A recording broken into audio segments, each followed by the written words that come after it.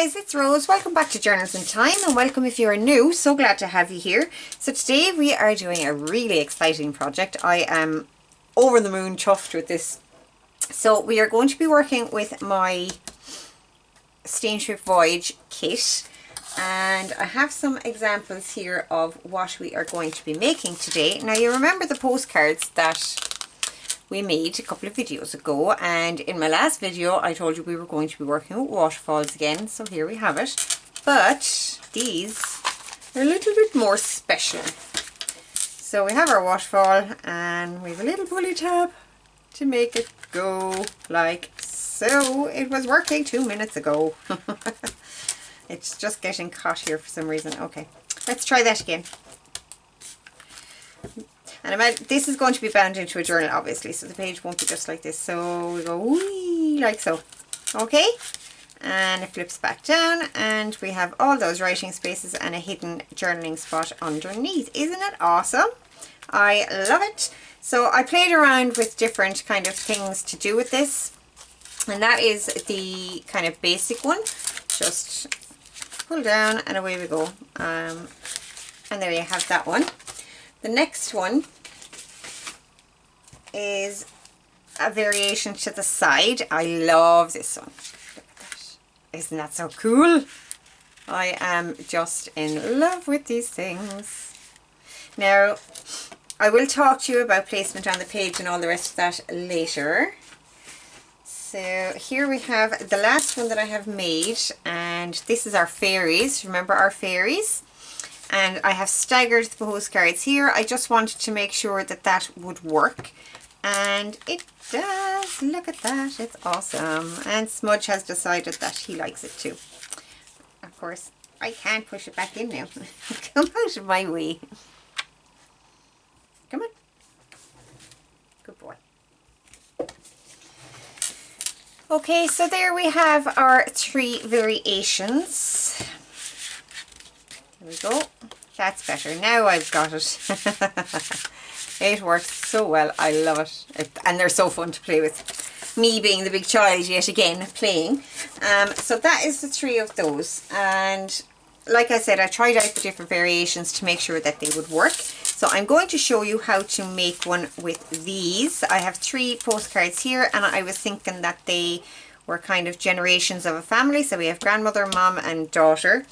Maybe the lady going on the voyage, maybe this is her brother and his wife and their daughter and their mother. I don't, you know, this is the kind of idea that I have in my head. Okay, so I want these to be staggered a little bit like this. So we're going to do another staggered one. Guys, I'm just going to put him outside and I'll be right back to you guys. I'm sorry about that. I know he's going to be meowing outside the door for me now. It's his sleepy time. So we are staggering these ones.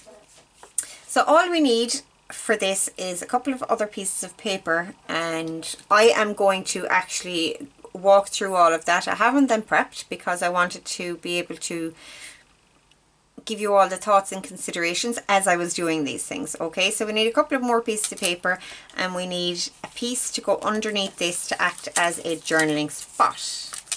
So I need to cut a piece exactly the same size as this, and I'm just going to tear this down. This is just a piece of tea stained card. I'm sorry about my bracelet. I'm hoping that it doesn't rattle too much, but if it starts getting out of hand I will take it off. Okay, so I'm just going to tear this down like I said.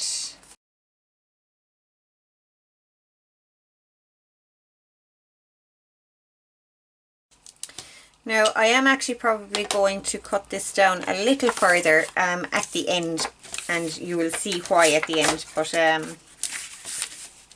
you don't have to. I'll explain that shortly. Okay, so we have our 3 pieces. Now I need to decide on the page how spread out I want these. Now there are other considerations to take into account with this as well, but I'm thinking that something like that. So I'm just going to measure this here and just see what we have here. Okay, so that's actually 3/4 of an inch, okay? Now, if I leave a gap of 3/4 of an inch there, and we have 3 cards, that is 2 2/4 inches, okay? Now, I hate throwing numbers at you guys, but it's actually quite important for this one. So I have 2 2/4 here. Now, I need to make sure that I can leave space behind this piece for that. Now, if I have to leave that much space, then I'm only going to get to glue this piece, and that's really not going to be enough. It will work, but it would be very kind of floppy and flimsy on the page, I feel. Okay, so I'm going to reduce that to 1/2 an inch. So if I reduce to 1/2 an inch, we have 1.5 inches. So that would be around there, and we get to glue just over half, which is better. If we did 1/4 of an inch, we would be at 3/4 of an inch, and we'd be able to glue all of this. So it is entirely up to you. If I were to do 1/4 of an inch, it would probably look a bit like that. And there's nothing wrong with that. On the other ones that I did, 2 of them, this one is 1/4 inch. So you can see that it looks pretty good. This one is also 1/4 inch. And that looks pretty good. And this one is the 1/2 inch. And that looks pretty good. So your spacing is up to you, but all I'm saying to you is just make sure that you leave enough spacing to be able to glue some of this at the very least, okay? Okay, so I am going to go with a 1/2 inch, simply because I like how they get spread out on the page.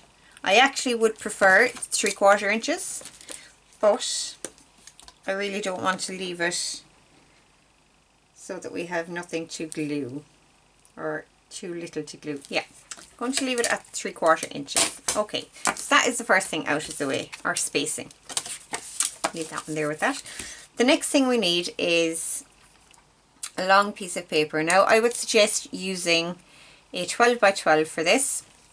I'm using offcut strips of 12 by 12, so it's a great way to use up those strips. You would possibly get away with an A4 or letter sheet, depending on how wide your pieces are and how your orientation, whether you're doing it this way or this way. Okay, so just, you might have to play around with the length of your paper.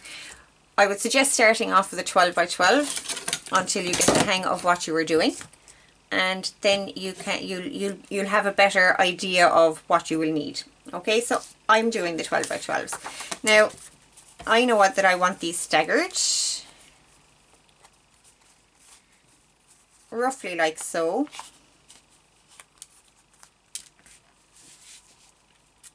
So I need to make sure that my strip will land in here, in between the top of this one and the bottom of this one, where they all overlap together, the 3 of them.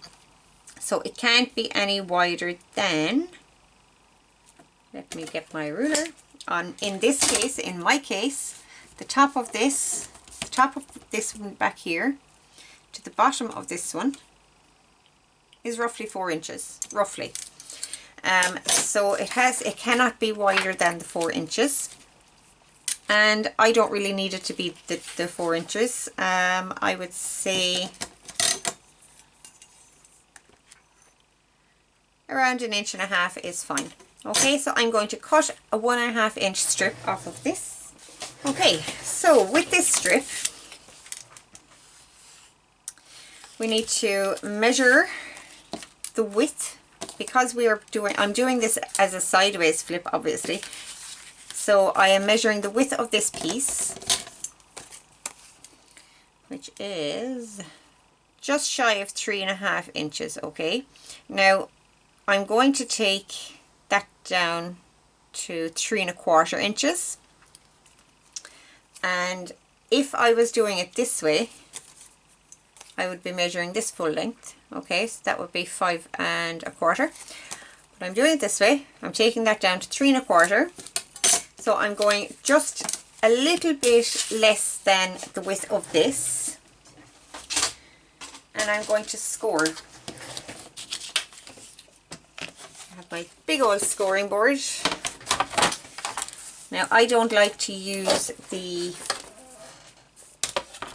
tool that came with my scoring board. I feel that it gives too much wiggle room in the actual fold, and it doesn't fold properly.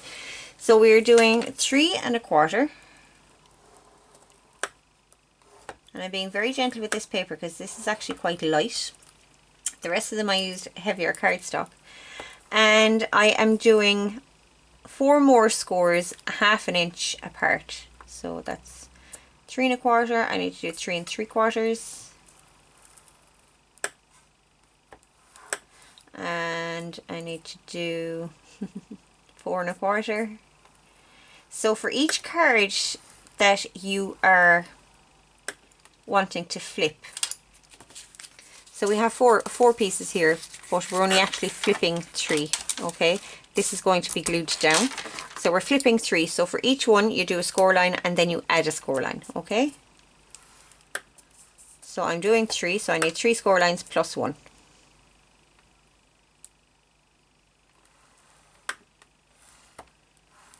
Okay,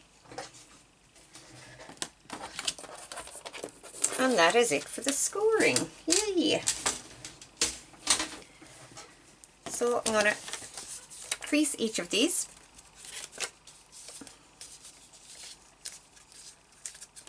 And I'm going to crease them back the other way. Now at this point you need to decide, if your cardstock is double-sided, which side you want showing. So for the pull tab part, you need to decide which side you want showing on that. Okay, the back of that is the plain one, and I wanted this part showing. Now if you're going to have it coming over the edge of the page like that, the other side of it will be showing as well on the tab. So just to be aware of that. On this one, I left it so that the tab is never going to be seen. It's not seen from the other side, so it didn't really matter what was on the other side of it. Okay, so just to be aware that if your tab is going to be hanging over the edge, the back of it will be seen. This one actually had a pattern on it that I didn't really like, so I just covered it with some kind of craft paper washi tape, and I love it. And of course, every time I pick these up, I have to flip them because it's just so much fun. Okay. Oh, and just to mention, actually, just so that you know, let's get this. You can actually use this as a pocket as well, a little tucky pocket, and it still works even when you have stuff in the pocket. So that's awesome. Okay, stop playing now. Get back to playing with the stuff I'm supposed to be playing with. Okay, so we have our score line. So yeah, at this point we need to decide which side we want showing. I want this side showing, so I'm turning it the other way. Okay, now at this point as well, on the last one, I reinforced my scores with some fabric. You don't have to do this, but I do like to do it, and I'm actually going to do it on the side, the good side. But this actually won't be seen. Okay, so I'm going to go ahead and get this down. Okay, and I used a very light fabric for that. It's just to reinforce those score lines so that they don't end up tearing through. Okay, so back to our piece. I am going to ink these creases. They won't be seen very much, but the bit that is seen, I don't want them to be that glaring white. If you have a pattern on this side, you'll probably be okay. Oh my lord, you guys, I went and I glued the whole thing backwards. I am so sorry, but we have to start that again. I've taken another strip, got it scored and inked and cut and all the rest of that. I have actually cut this down so that it will fit behind this piece nicely and not be seen. Okay, so it's just because I'm putting 1/2 inch spacing, I've cut it 1/2 inch shorter than this one. And I'm using a 2 inch piece of card this time instead of the 1.5 inches, simply because it was there. Okay, so let's get on with this. Now there is an up and a down with this piece, so that's going to be interesting. I need to make sure that I keep this the right way up as well. Okay. That was just so silly of me. Again. Okay, so let's get started again. Now, we need our piece for here. Okay, so I just have this piece of card here. It will work perfectly fine. And I'm going to try and make it as wide as I can. I mean, technically I could probably leave it at that, but let's get it down a bit. Yep, that's perfectly fine. And I'm actually going to glue this to the back of this because we want to write on this. And we don't want those ridges. Okay, so I'm going to glue it to the back. I'm going to turn it over. Get my glue on here. So we're working on the shorter side, okay? This the side that we measured to be the same as this, or as this, sorry. That's the side we are working on. Glue on there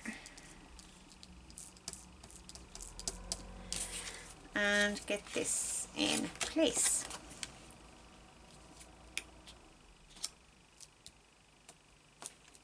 Okay. Alright, so that's that one done. Let's get this piece down. So we're putting glue all the way up to this crease, this very first crease.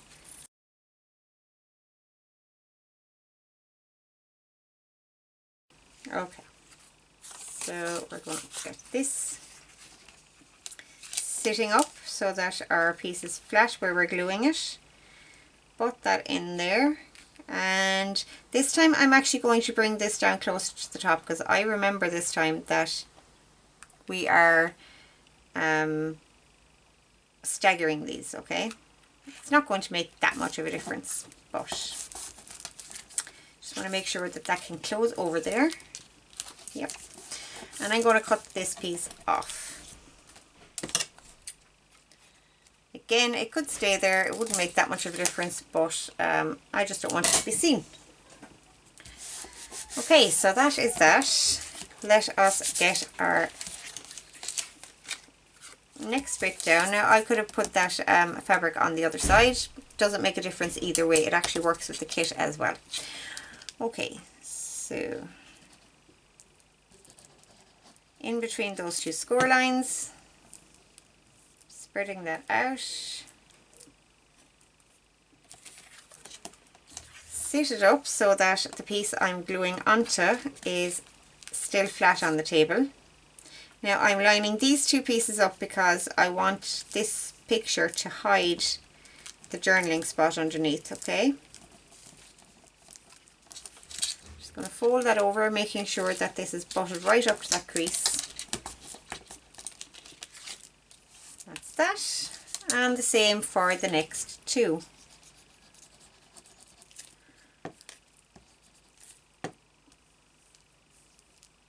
Keep your glue in between the score lines. You don't want it on the score line or past the score line.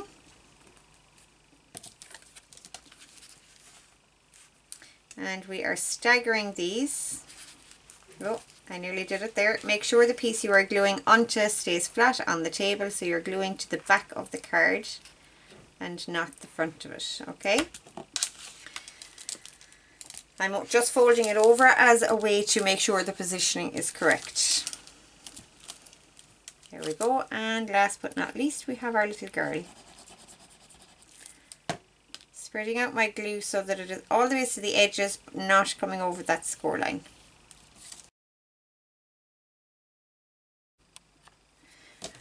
Okay, so that has been sitting for a little while now. It's not probably fully dry yet, but it's dry enough for us to work with. Okay, so this is what we have at the moment. So we're going to fold this piece back like so. And as you can see, that's going to be our pulley piece. And we pretty much have it made at this point. Okay, so the next thing is to get it situated on our page.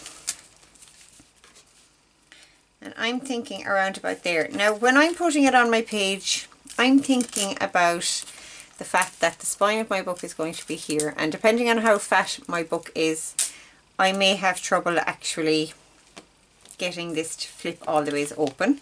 I haven't actually put them in a book yet, so I don't know.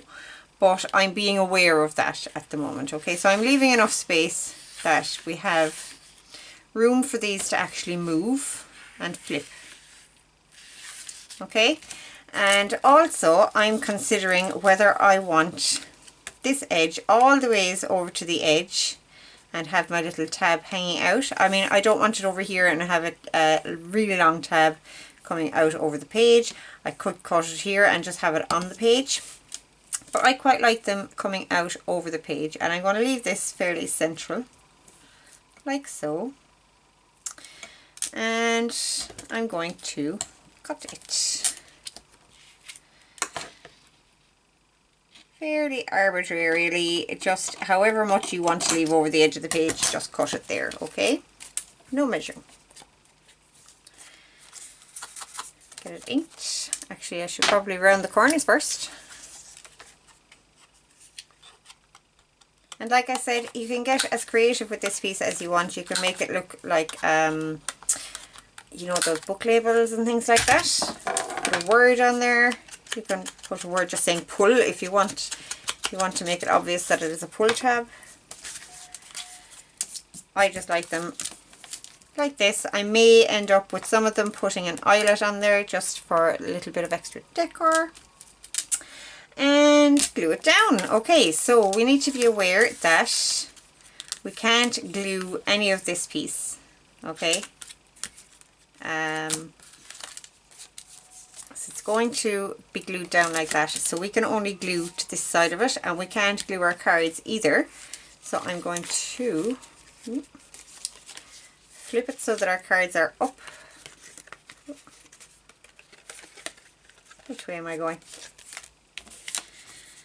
So I'm going to flip it so that my cards are up.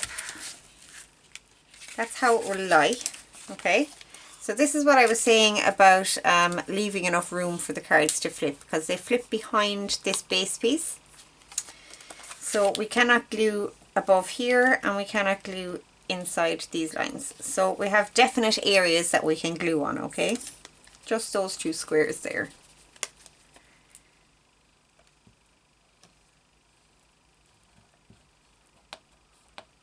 And leave yourself a little bit of room. Don't go right to the top and right to the bottom. As in, don't go right up to this piece here. Give yourself a little bit of room with it. And the same on these edges here. Just give yourself a little bit of room. So once this is constructed, it looks very complicated, doesn't it? As in, this actually physically looks complicated. But putting it together, it's really not that complicated.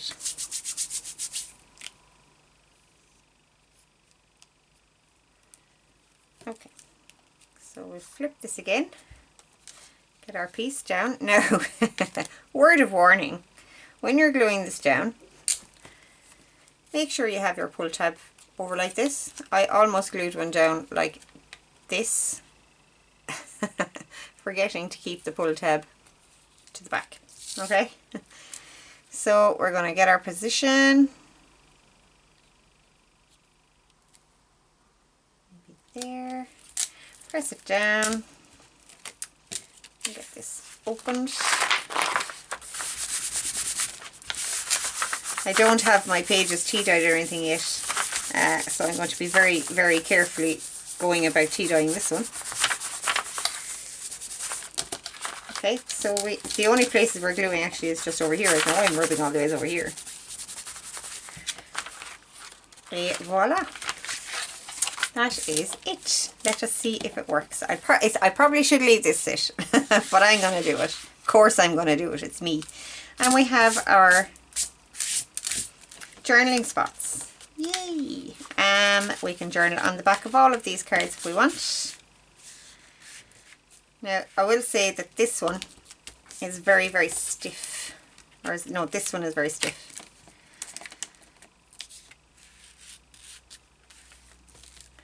So I'm just making sure that all my creases are in there.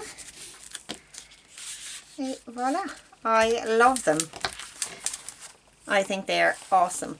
And they're not going to flap open on you.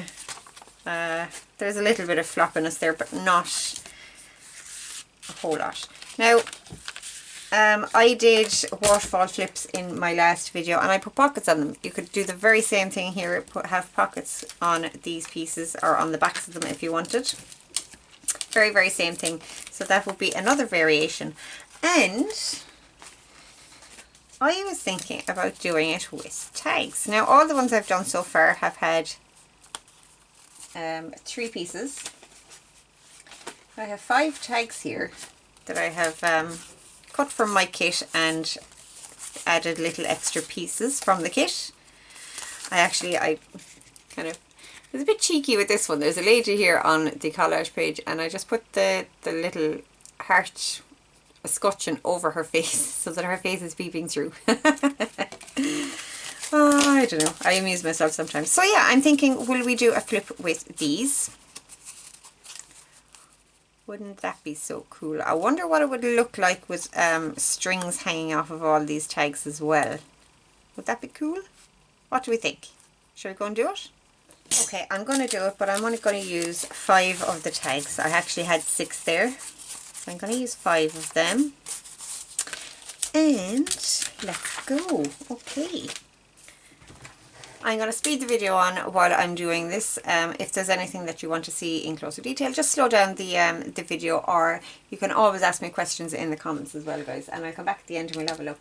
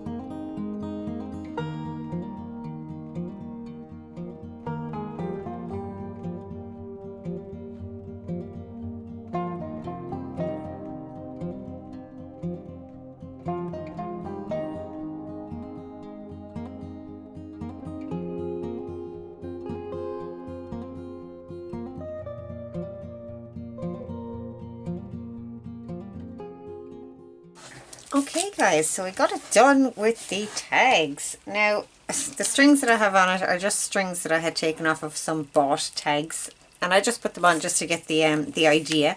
I will probably go back and put like lace or something in there instead, and I will try and get one in here as well. I'll have to punch the hole on that, but look, it works with the tags as well. Awesome. That is just so awesome. I love them. And as you may have noticed, on this one I didn't use a blank journaling space. I used one of the tags because I was very aware of the narrowness of the tags and how far we'd have to glue and things like that. So I just used one of these instead of putting an extra journaling space down there. And that is it. So those are our 2 makes for today. They're awesome. I am loving these. This one gives you lots and lots of journaling space as well. Actually, the other one does too, because I have gesso on the back of all the tags so that they can be written on. So yeah, I hope you guys like them. I'm really enjoying this Steamship Voyage kit, and I can't wait to kind of really get into making the journal for it.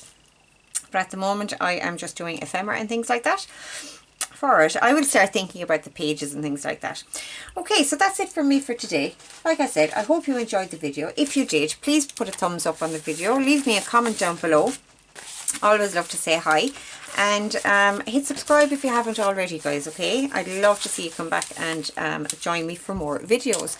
So my next video should be out on Sunday, so I will see you guys then. Talk to you soon. Bye.